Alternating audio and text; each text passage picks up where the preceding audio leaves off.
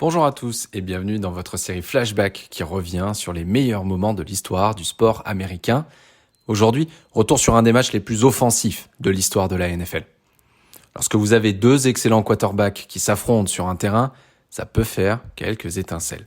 Alors quand deux des quarterbacks les plus doués de leur génération se rencontrent, ici Drew Brees et Eli Manning, il en résulte un match offensif qui restera dans les annales de la NFL.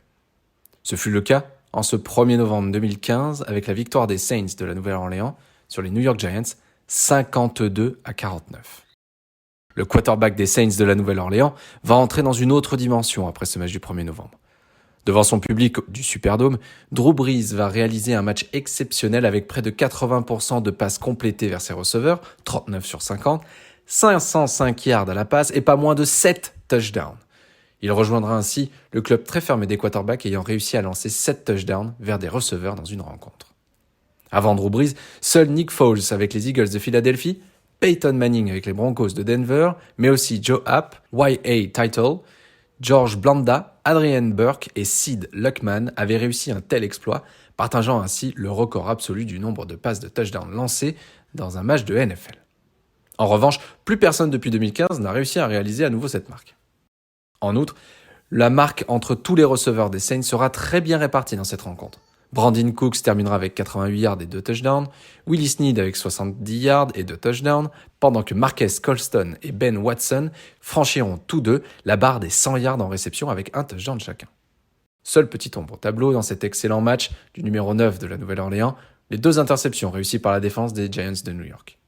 Avec une telle démonstration de l'attaque des Saints, il serait facile de croire que la Nouvelle-Orléans s'est rendu le match facile. Mais cela n'est pas du tout le cas car Eli Manning, au centre de l'attaque des Giants, était lui aussi dans un grand soir. Le quarterback des G-Men va lancer pas moins de 6 touchdowns en direction de ses receveurs. Il est le seul joueur dans l'histoire à avoir lancé 6 touchdowns dans un match tout en concédant une défaite.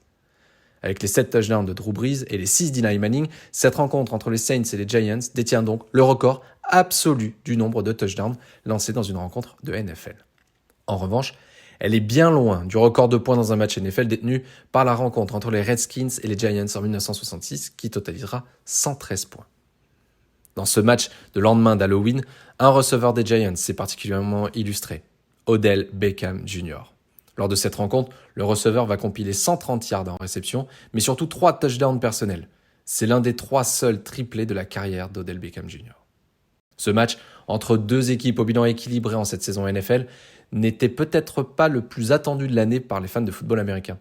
Pourtant, il fut le théâtre d'un récital offensif orchestré par 2 quarterbacks au meilleur de leur forme, bien aidés par une horde de receveurs aux mains sûres de part et d'autre du terrain.